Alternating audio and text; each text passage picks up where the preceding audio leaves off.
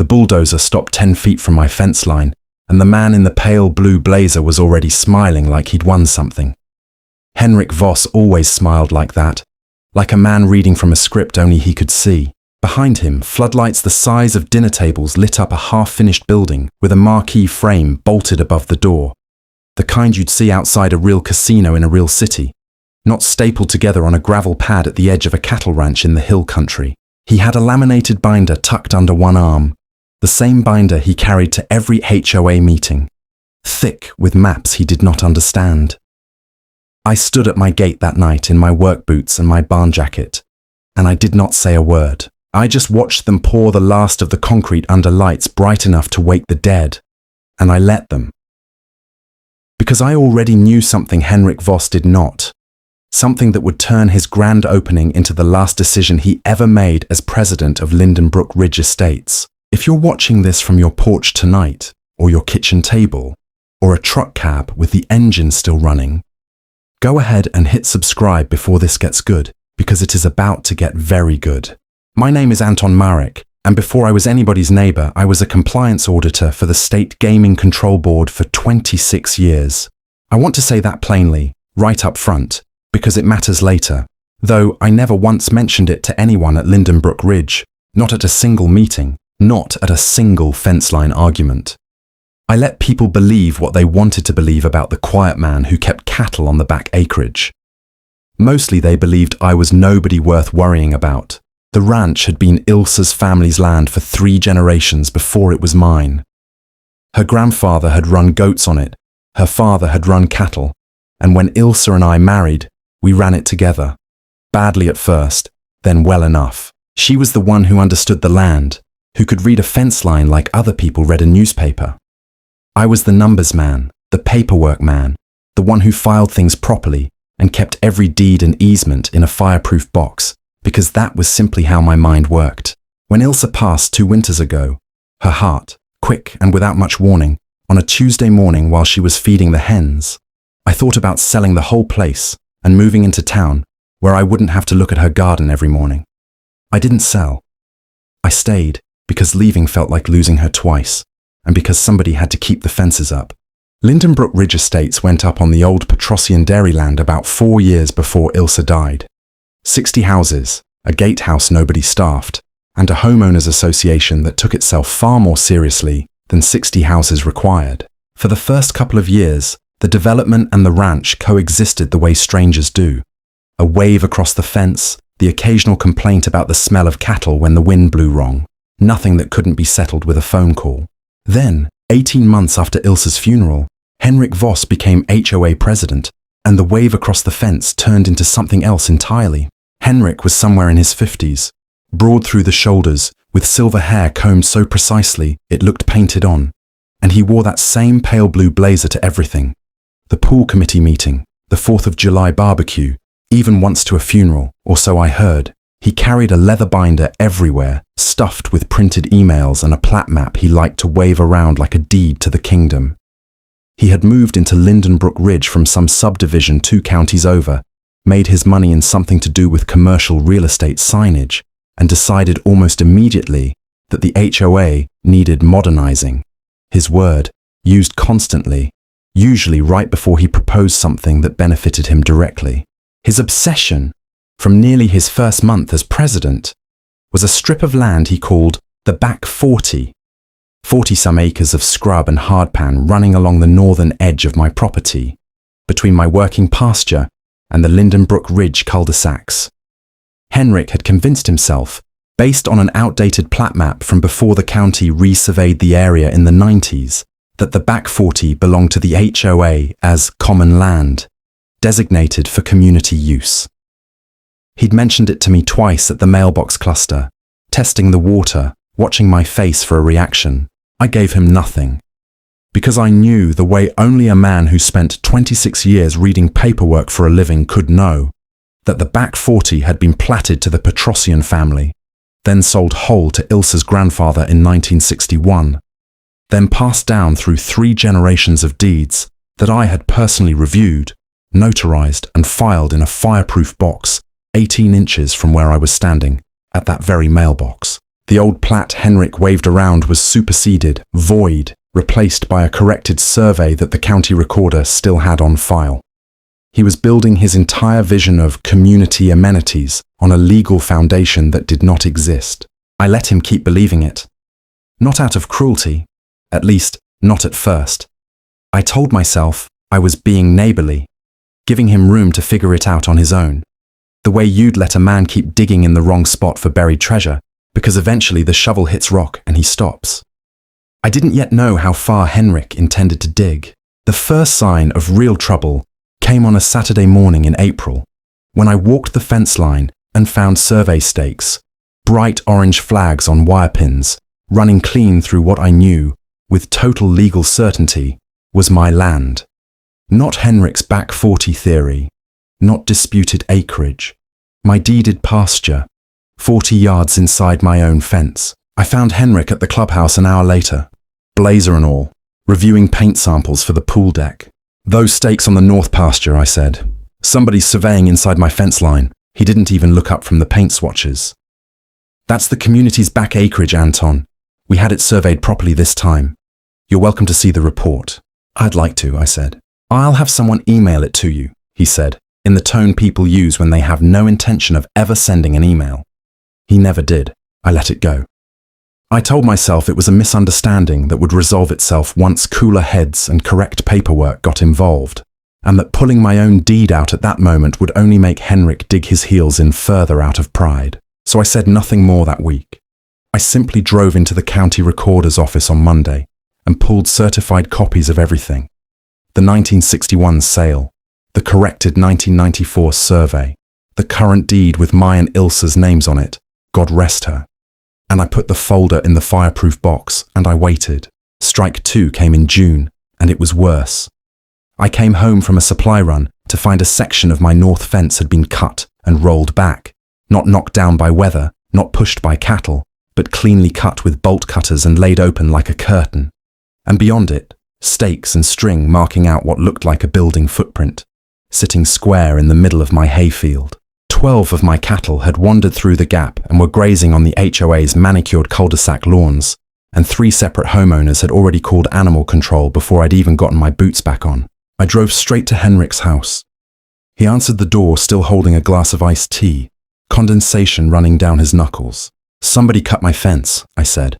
"There's a building footprint staked out on my hayfield. That land belongs to the HOA, Anton," he said, like he was repeating a fact of gravity.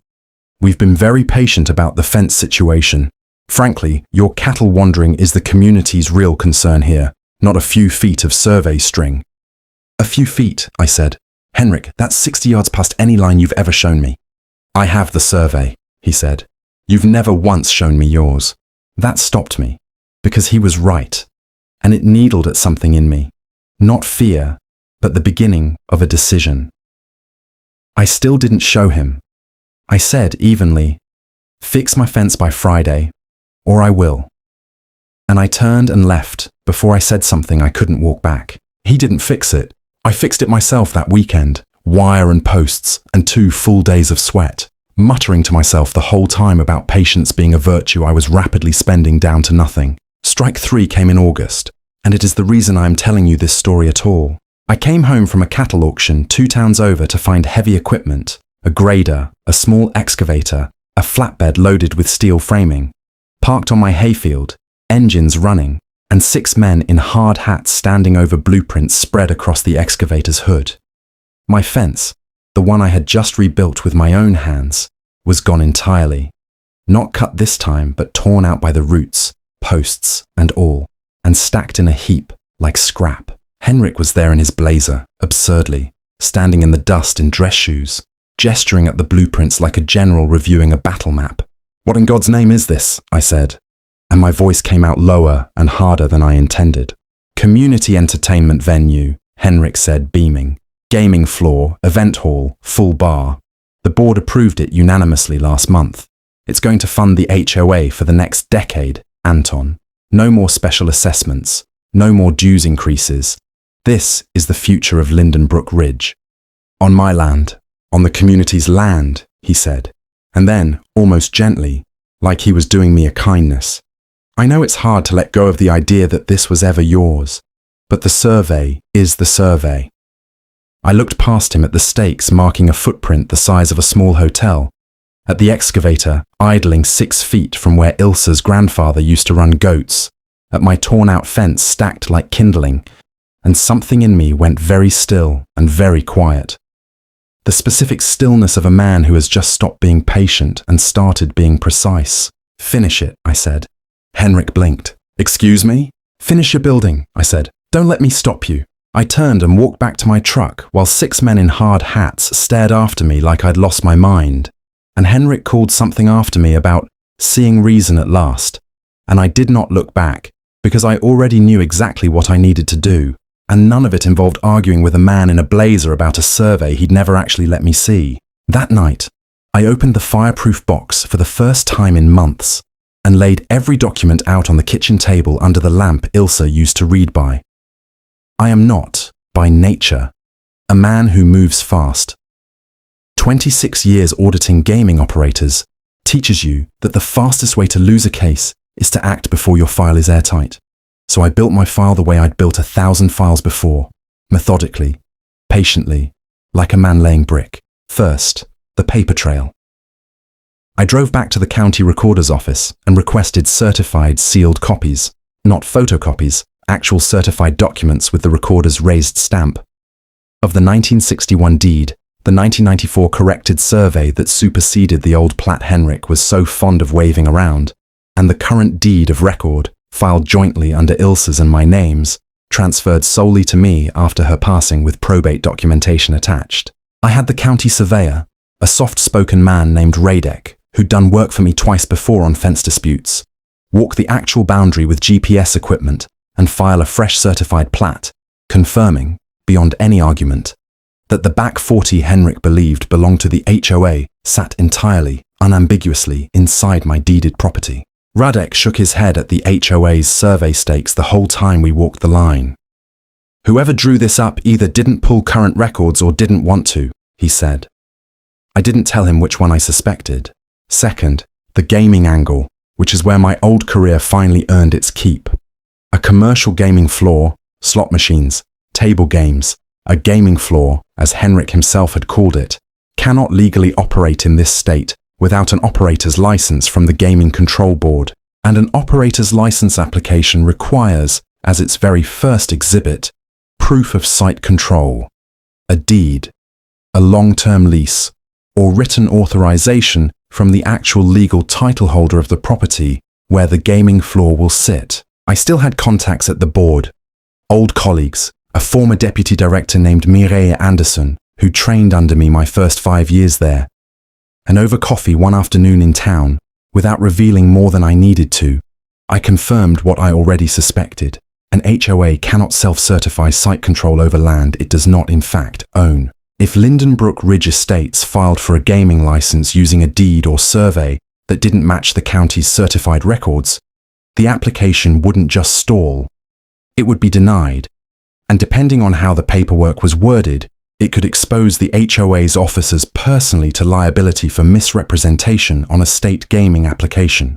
A felony matter in this state, not a slap on the wrist. Third, I gathered witnesses and evidence of the fence cutting and the trespass, because I intended, eventually, to make Henrik answer for that too.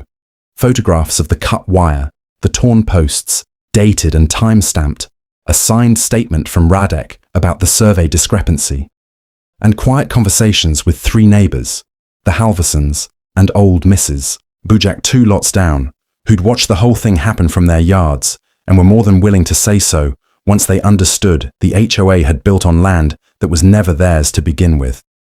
People do not love finding out their dues have been funding a lie. Fourth, and this was the piece that turned the whole plan from a defence into a checkmate, I quietly filed my own operator's license application with the Gaming Control Board. Not a fraudulent one, a real one, backed by my certified deed, my certified survey, and, because a gaming floor without an operator with actual gaming compliance experience raises red flags with regulators fast. My own 26 years of board service listed plainly on the application. Mireille didn't so much as raise an eyebrow processing it. You always did like doing things the boring, correct way, Anton, she said, stamping the intake date. I told her that boring and correct usually wins. The turning point wasn't loud. It was the moment, standing at my kitchen table with Radek's certified plat in one hand and my own gaming license application in the other, that I stopped being a man defending his fence line and became a man executing a plan. The exact instant patience turned into precision. The plan itself was simple in the way the best plans always are. Let the HOA finish building an entire commercial casino on land it did not own, using a gaming license application that would inevitably rest on a false claim of site control. And let the state do to Henrik Voss what 100 angry phone calls from me never could. My job was only to make sure every piece of paper the state would eventually need was already filed, certified, and waiting. My deed, my survey, my license application, my witness statements, so that the moment Henrik Voss submitted his own application, or worse, tried to open without one, the whole structure would collapse under its own weight, and mine would already be standing in its place. I built my timeline around one date circled twice on Henrik's own community newsletter, the grand opening of The Ridge House, scheduled for the second Saturday of September, complete with a ribbon cutting, a hired band, and, Henrik being Henrik, a promised appearance from a minor local news anchor. I filed a formal written notice to the HOA board, certified mail, return receipt, informing them that the structure known as the Ridge House was built on privately deeded land, citing my recorded deed number and Radek's certified survey, and demanding they cease any commercial operation. I sent it 3 weeks before the grand opening, deliberately early enough that no one could later claim I'd sandbagged them. Henrik's response arrived 4 days later on HOA letterhead, dismissing my claim as a long-standing, previously settled boundary matter, and noting that the grand opening would proceed as scheduled. He hadn't even had a lawyer look at it. He was that confident, or that stubborn, or both. I also, in that same window, made one quiet phone call to Mireille's office, not to report anything. I had no proof yet that Lindenbrook Ridge had filed anything improperly with the board, but simply to ask, in the most procedural voice I owned, whether any operator's license application had been submitted under the name Lindenbrook Ridge Estates or the Ridge House. She checked and told me, off the record, that an application had in fact been submitted 2 weeks earlier, listing the HOA as title holder and attaching a property survey as proof of site control. The same outdated, superseded survey Henrik had been waving around for a year and a half. The application was sitting in a queue for standard review, exactly where I needed it to sit. Then I waited and let them finish. For the next 3 weeks I watched from my own porch as they raised walls, ran electrical, hung a marquee, and painted a sign that read, The Ridge House, in gold letters lit from beneath. Trucks came and went daily. Henrik strutted the site in his blazer like a man who had already won. I said nothing to anyone in the development, kept my cattle grazing calmly on the pasture that remained, and let every hammer strike and every delivery truck build the very evidence I would need. A fully constructed commercial gaming operation, sitting on my land, backed by a state application listing a false claim of ownership. 2 days before the grand opening, I drove to the county recorder's office one final time and requested an emergency certified letter confirming current ownership of the parcel in question, addressed for delivery to the Gaming Control Board's licensing division. And I hand-delivered it myself to Mireille's office with a formal written complaint attached. Not an accusation of malice, simply a plain statement of fact. The applicant listed on the pending Ridge House operator's license does not hold title to the property described in the site control exhibit.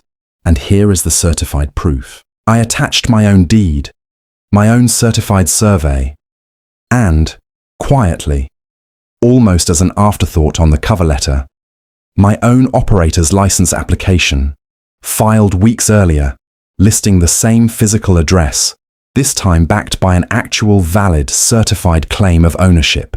Mireille read it standing in her office doorway, glasses pushed up on her head, and let out a low whistle.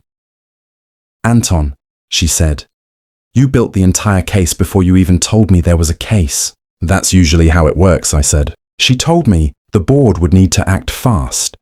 A public opening of an unlicensed gaming operation on disputed land with a fraudulent site control exhibit already in their queue, was exactly the kind of thing that triggered an emergency enforcement action rather than a routine review. She made no promises about timing. I told her I only needed one thing, that whatever happened, it happened in front of people, on opening night, because Henrik Voss had spent 18 months making sure everything he did to me happened in front of people too. Saturday came clear and warm, the kind of late summer evening that makes 100 string lights look like something out of a postcard. Cars lined both sides of the Lindenbrook Ridge cul-de-sac, spilling almost to my mailbox.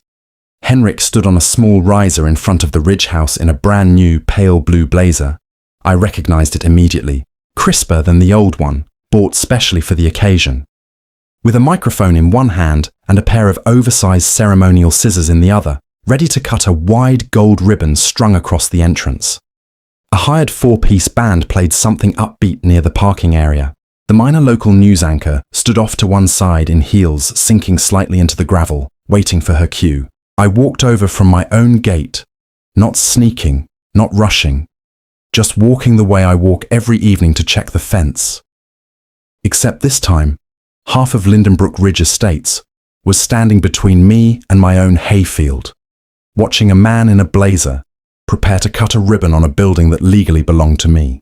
Henrik saw me coming, and for just a fraction of a second, something flickered behind his smile. Not quite fear yet. More like the itch a man feels right before he remembers he forgot something important. Then the smile snapped back into place, wide for the anchor's camera. "Ladies and gentlemen," he said into the microphone, "on behalf of the board of Lindenbrook Ridge Estates, it is my absolute honor to open..." That was as far as he got. 2 dark sedans and a state pickup with the gaming control board seal on the door pulled into the cul-de-sac at the same moment the ribbon should have been cut, tires crunching gravel loud enough that the band actually stopped mid-note. Mireille stepped out of the lead sedan in a grey suit, a folder under her arm that looked remarkably like the one I'd handed her 2 days earlier, followed by 2 uniformed enforcement officers and a man I recognized as the board's regional counsel. "Henrik Voss," Mireille said, not unkindly, but with the flat, procedural clarity I remembered from every audit I'd ever conducted myself. "We need to speak with you regarding an application for a gaming operator's license filed under the name Lindenbrook Ridge Estates." Henrik lowered the microphone slowly, the ceremonial scissors dangling from one hand. "This is a private event," he said. "We can discuss licensing on Monday."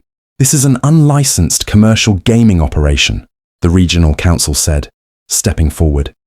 "Scheduled to open to the public tonight, on a property where site control was misrepresented on a state application.